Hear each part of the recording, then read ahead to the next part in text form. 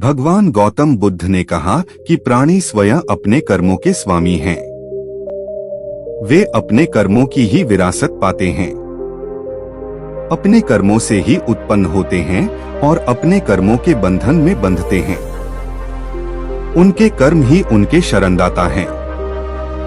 कर्म जैसे शुभ शुभ होंगे, परिणाम भी वैसे ही शुभ शुभ होंगे और उनके अनुसार ही भोग भोगेंगे।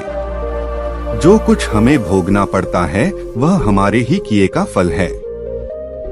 किया हुआ चाहे नया हो या पुराना, उसका फल अवश्य में भोक्तव्य। निष्कर्ष यही कि कर्म करना हमारे वश की बात है। भाग्य हमारे अधीन है। हम जैसा चाहें वैसा भविष्य बना सकते हैं। कर्म का विवेचन करने पर ज्ञात होता है कि उसके उद्गम के भी 3 स्थान हैं: मन, वचन और कर्म। मनसा वाचा कर्मणा मानसिक, वाचिक और कायिक शारीरिक। कायिक जो कर्म कायिक है, सामान्यता उसे ही प्रधानता दी जाती है, क्योंकि वही दिख पड़ता है। जैसे किसी को मारना या शारीरिक यातना पहुंचाना आदि। वाचिक किसी को गाली देना, अपशब्द कहना या बुराई करना आदि। इसे भी थोड़ी गंभीरता से लिया जाता है। मानसिक किसी के प्रति मन में बुरी भावना लाना आदि। इसे सामान्यतः बहुत ही मामूली बात समझा जाता है, परंतु वास्तव में यह मूल्यांकन गलत है। वस्तुतः क्रम इसके विपरीत है।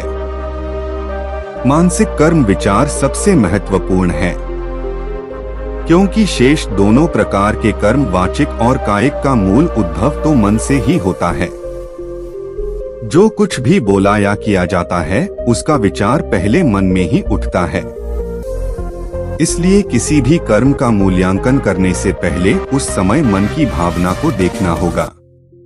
एक डॉक्टर या वैद्य और एक हत्यारे का उदाहरण लें। दोनों ही शस्त्र का प्रयोग करते हैं।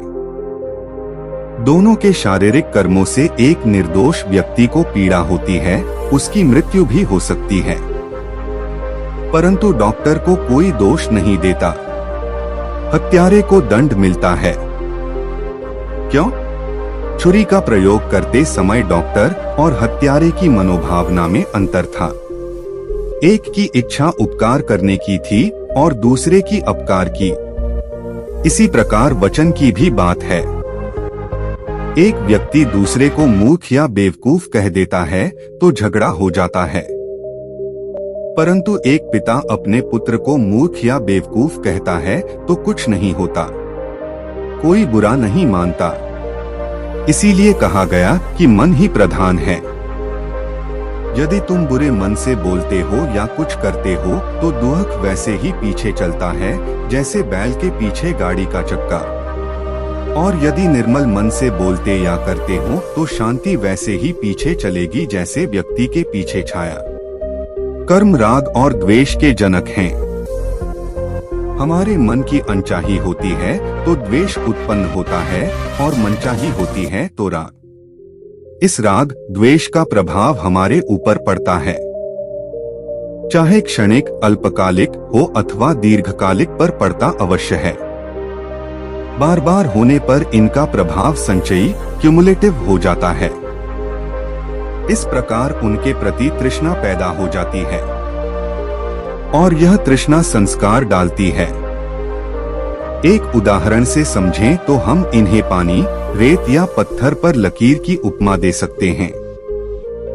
जो संस्कार जितना गंभीर होता है वह उतना ही गहरा प्रभाव डालता है। गीता के अनुसार ये कर्म अपने संस्कारों के कारण 3 प्रकार के हैं: कर्म, विकर्म और अकर्म। कर्म जो कुछ हम प्रतिदिन बिना प्रयत्न के करते हैं, जैसे खाना पीना, दैनिक कामकाज आदि। उदाहरण के लिए आप एक मित्र से मिलते हैं, उसे नमस्ते कहते हैं और आगे बढ़ जाते हैं। यह यंत्रवत मैकेनिकल कार्य हुआ। विकर्म अब दूसरी स्थिति यह है कि उसी व्यक्ति को नमस्ते कहते समय आपके मन में उसके प्रति मंगल भावना, श्रद्धा और प्रेम भी है, तो यह कर्म अब विकर्म हो गया। कर्म केवल दिखावा मात्र मुख से था और यहाँ विकर्म के साथ मन भी जुड़ा हुआ है।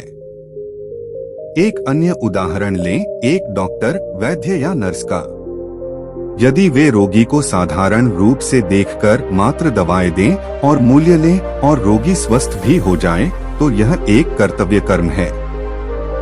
परंतु यदि रोगी को निदान, दवा आदि देते हुए उनके प्रति मन में आत्मीयता का भाव, सेवा की वृत्ति, दया और प्रेम के भाव हो, तो यह विकर्म हो जाता है और इससे रोगी और वैद्य दोनों पर कुछ विलक्षण प्रभाव पड़ता है।